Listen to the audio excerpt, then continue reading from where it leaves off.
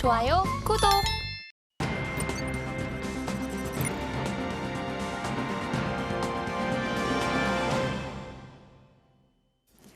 네, 나스닥 선물 차트 살펴보시겠습니다. PC 지수에 대한 기대감을 가지고 오늘 개장 전부터 우상향하는 흐름이 나타났고요. 또 PC 지수가 전반적으로 잘 나와주면서 9시 48분경에는 2395선까지 터치를 했습니다. 그리고 개장 이후에는 우하향한 흐름이 나타나면서 10시 37분경에는 2310선까지 떨어졌고요. 현재는 약 보합권인 0.15% 정도 하락한 2319선 지나가고 있습니다. 자, 그러면 나스닥 이슈도 한번 체크해 보도록 하겠습니다. 네, 오늘 발표된 개인 소비 지출 PC 지수에 대해서 이야기를 나눠볼까 하는데요. 오늘 발표 이후부터 정말 많은 사람들의 이목이 집중됐던 지표입니다. 일단 PC란 개인 소비 지출을 뜻하는 것으로 연준이 말하는 목표 인플레이율 2% 달성에서 기준이 되는 지수가 바로 PC입니다. 연준은 소비자 행태 변화를 반영하는 PC 지수가 CPI보다 더 정확한 물가 정보를 제공한다고 보고 있고요.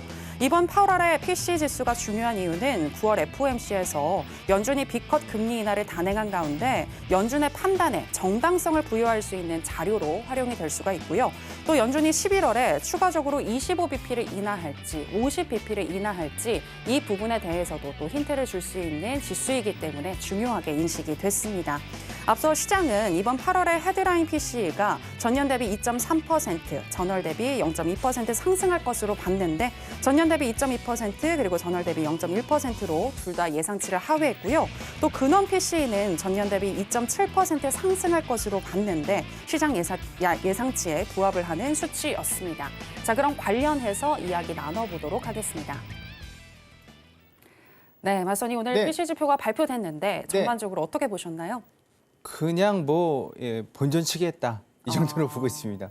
지금 시장에서, 그러니까 연준에서는 이미 물가는 잡은 거라고 보고 있고 네. 지금 관심 있는 건 고용. 고용. 네. 예, 고용. 제가 6월 때부터 고용 얘기는 했었고 물가는 올 초부터 그냥 잡힐 거라고 말씀드렸습니다. 근데 제가 전문가라고 말씀드리는 건 아니고 저도 이제 매일 수십 개까지는 아니지만 상당수의 리포트들을 자료들을 보고 있거든요.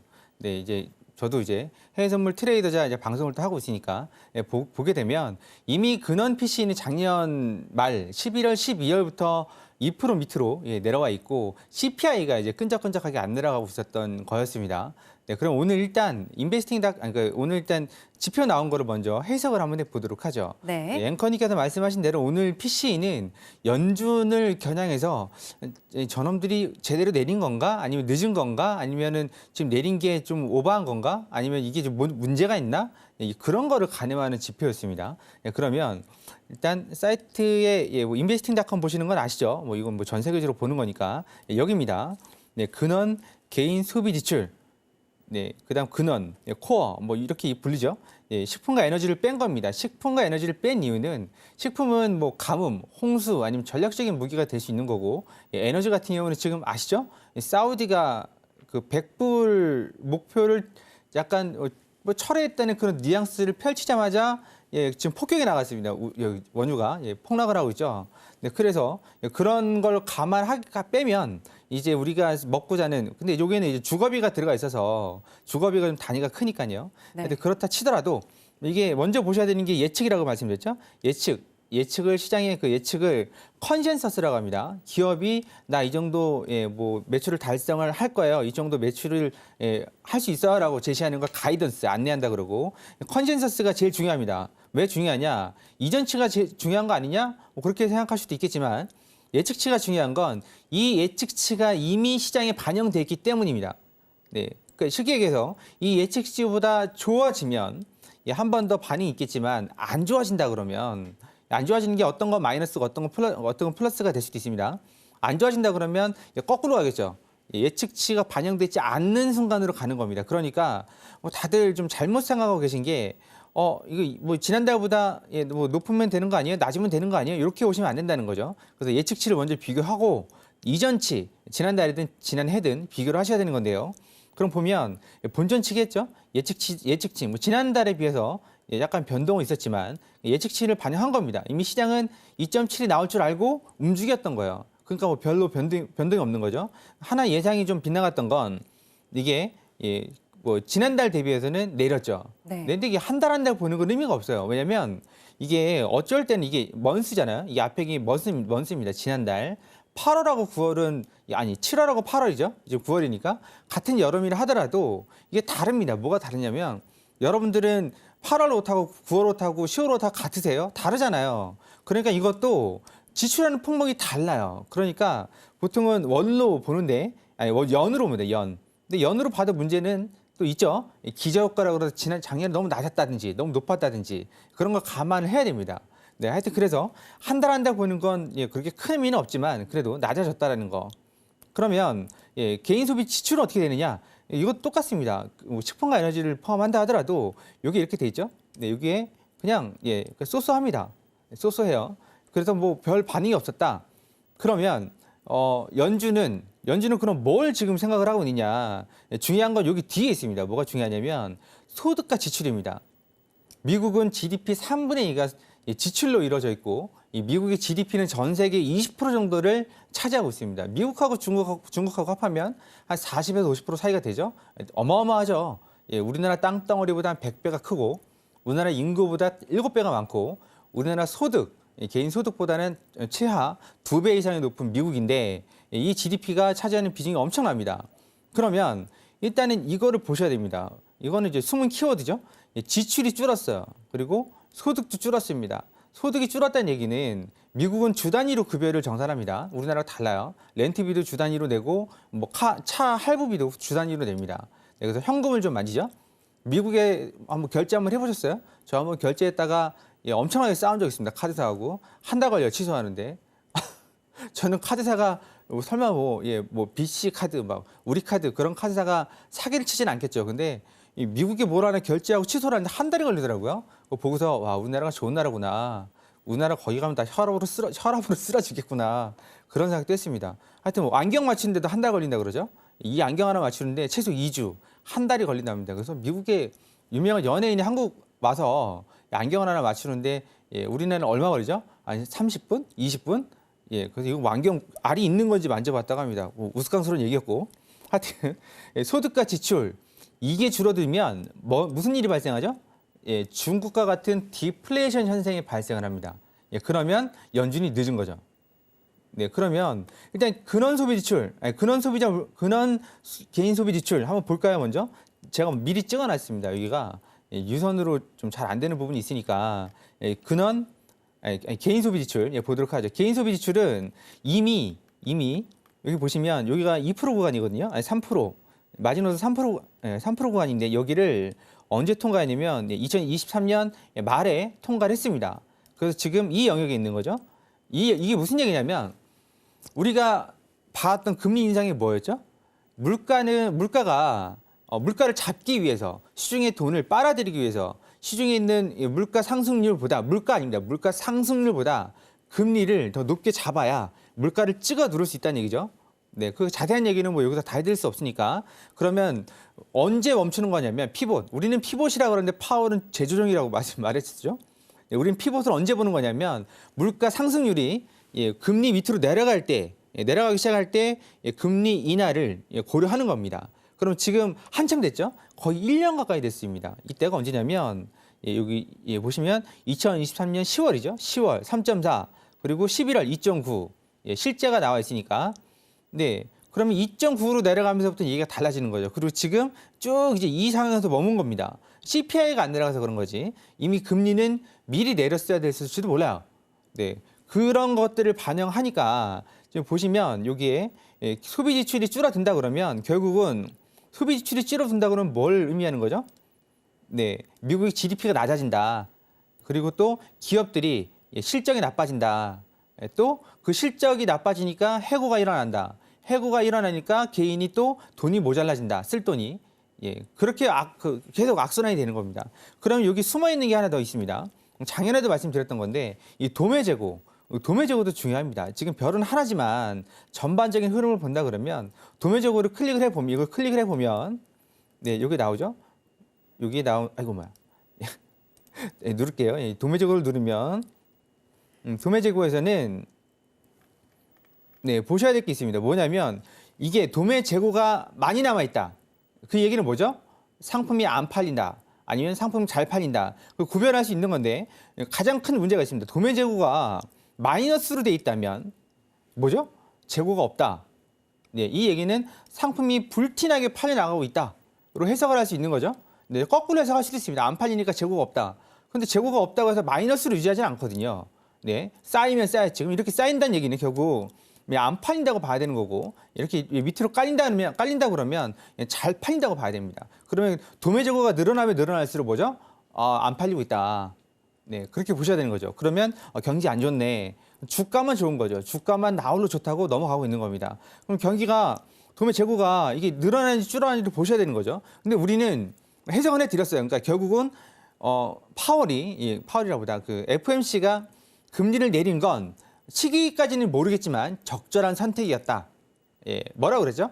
보험적으로, 선제적으로 우리가 지금 뭐 문제 있어서 내리는 거 아니야. 근데 향후 문제가 생길지도 모르니까 예방적인 차원에서 내리는 거야라고 몇 번을 강조를 했었죠. 그래서 피봇이라고 안 하고 재조정이라고 파월 딴에는 계속 얘기한 겁니다. 한마디로 자기 손아귀에 이번 시스템이 다 있다고 그렇게 확신하고 얘기했던 거죠. 그럼 우리가 계속 의심했던 게 있습니다. 야, 늦은 거 아니야? 야, 지금 좀 문제 있는 거 아니야? 그런데 지표들이 지금 보여주고 있죠. 그렇게 큰 문제는 없었어.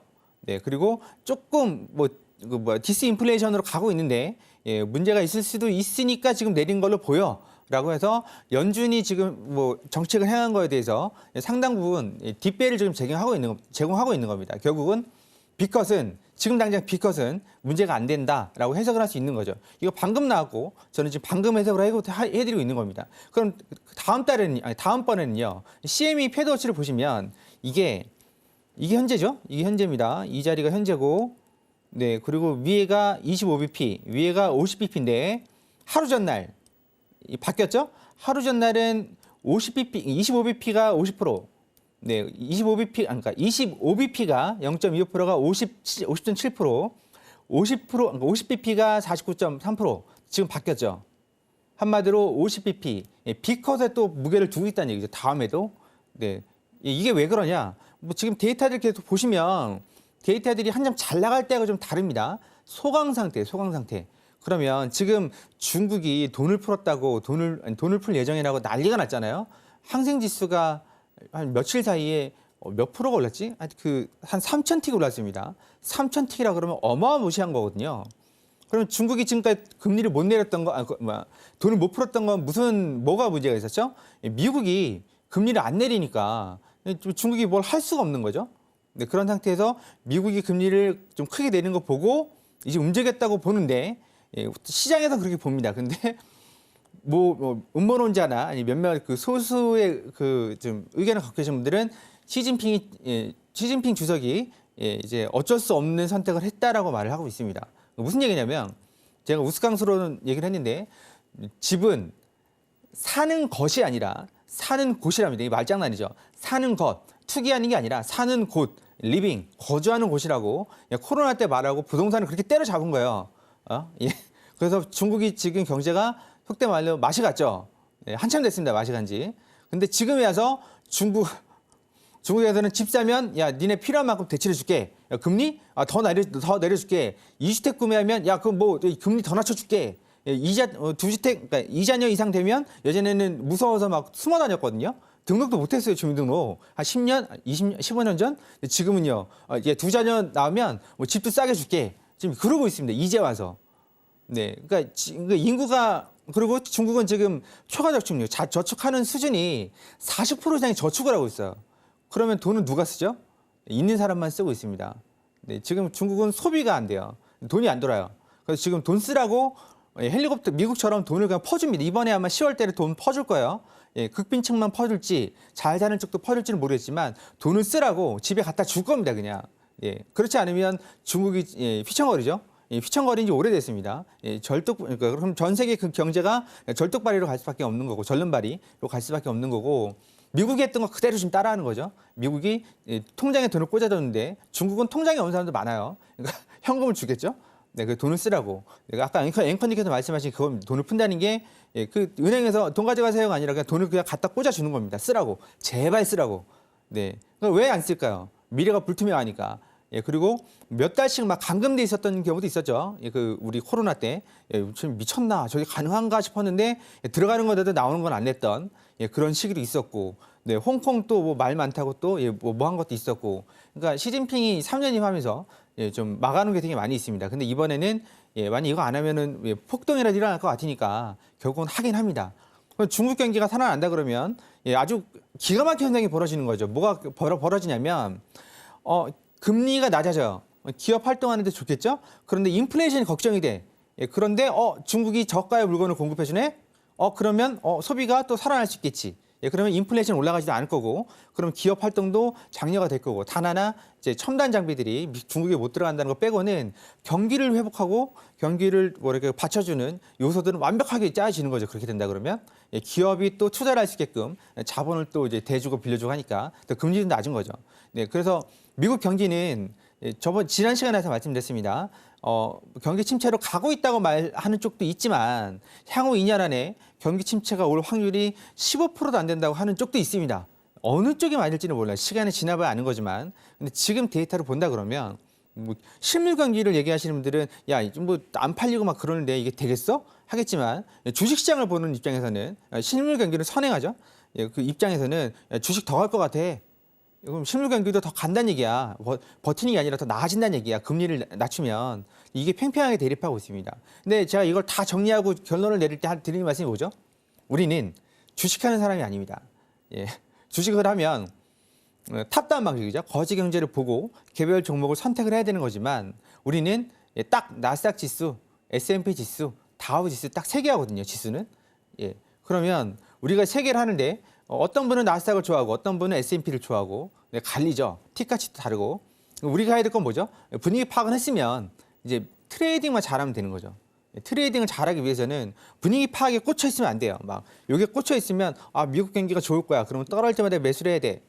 네, 그렇게 생각하고 있으면 안 되고 우리는 순간순간 차트를 보시면서 방향성을 좀 연구를 하셔야 됩니다. 네, 그러려면 뭐 일목이 마스터 3일가 정도 있고 여러분들이 잘 아시는 이평선을 보셔도 되는 거고 볼린저 밴드도 보셔도 되는 겁니다.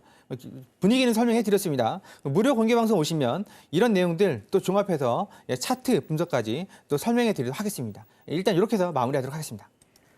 네, PC 지수 같은 경우에는 MOM보다는 YOY로 살펴보시는 게 좋겠고 오늘 발표된 PC 지수에 대해서는 시장의 예상치와 비교했을 때 서프라이즈한 것은 없었고 전반적으로 쏘쏘했다라고 평가를 해주셨습니다. 그리고 개인의 또 소비와 지출 등 오늘 또 나온 경제 지표들을 통해서 현재 시장의 B컷에 대한 기대감이 올라간 배경에 대해서도 짚어주셨는데요. 그렇다면 오늘장 또 어떤 전략 가지고 가야 할지 알아보도록 하겠습니다. 마스터님 팻말 준비해 주시고요. 하나, 둘, 셋, 빠밤. 네, 매수 사인 주셨습니다. 네, 오늘 같은 경우에는 지금 강보합, 약보합 지금 좁게 등락을 오르락 내리락 하는 그런 분위기인데 네, 지금 바로 매수인가요? 아니죠. 그러면 그건 아니고 네, 떨어질 때마다 매수입니다. 떨어질 때마다. 차트 잠깐 볼게요, 우리. 네. 차트 보면 지금 5일 이평선 여기 보시면 제가 지난주에 선 그어놓은 거 있습니다. 지난주에 이 라인을 넘어가기 위해서는 이 라인 직전 고점 라인이죠. 이 라인을 넘어가기 위해서는 뭔가 이벤트가 필요하다 그랬는데 그 이벤트를 누가 제공해 줬죠? 중국하고 마이크론이 제공을 해줬습니다. 네, 그래서 올라가고 있습니다. 그러면 지금 현재 장세를 보면 스타일을 봐야죠. 패턴을 보면 이게 빨간색이 5일 이평선입니다. 5일 이평선을 타고 올라가고 있습니다. 그러면 지금도 이거 5일 이평선 안 닿은 거 아니야? 그렇게 소심하게 생각하시면 안 되고 소심하게 생각하시면 안 되고 이게 주가가 올라가면 5일 이평선 따라 올라가서 맞춰집니다. 그런 경우 많이 보셨죠? 네, 그래서 일단 내려올 때마다 매수를 보시는 게 훨씬 더 유리한 상황이고 아직까지 꺾일 생각은 없으니까 그러면 방법은 두 가지입니다. 뭐냐면 일목균형표를 보시면서 앞자리 구름이죠? 앞자리 구름을 참고하시고 기준선과 전환선의 움직임을 보시고 참고하실 수도 있고 아니면 추세선을 그으시면서 이렇게 대응을 하셔도 되는 겁니다. 추세선을 그으시면서 대응을 하셔도 되는 거고 지금 보시면 이렇게 움직임이 수렴 형태로 가고 있죠. 또 어디론가 갈 겁니다. 그리고 오늘 움직임은 최근에 며칠 동안 아주 그 환상적인 움직임을 보여줬죠. 고점에서 저점까지, 저점에서 고점까지 왔다 갔다 네, 보여줬기 때문에 오늘은 좀 진정하는 모습을 보여줄 것 같고 예, 다음 주가 또 이게 다릅니다. 다음 주 또 활발하게 움직일 수 있죠. 다음 주 첫째 주 뭐죠? 고용 위크죠. 예, 고용 위크가 예, 연준에서 가장 관심이 있는 거기 때문에 다음 주는 또 다이나믹하게 움직이겠지만 오늘은 좀 쉬어가는 장세가 되지 않을까. 예, 그래서 내려올 때마다 매수를 추세선대로 받으시든가 아니면 일목균형표대로 이제 좀 대응해서 로직대로 받으시든가 일목균형표는 일목의 마스터 3일 과정 통해서 예, 마스터하시면 충분히 예, 따라갈 수 있습니다. 예, 그런 부분 참고하시면서 예, 매수하시면 좋을 것 같습니다. 이렇게 해서 마치겠습니다. 좋아요, 구독.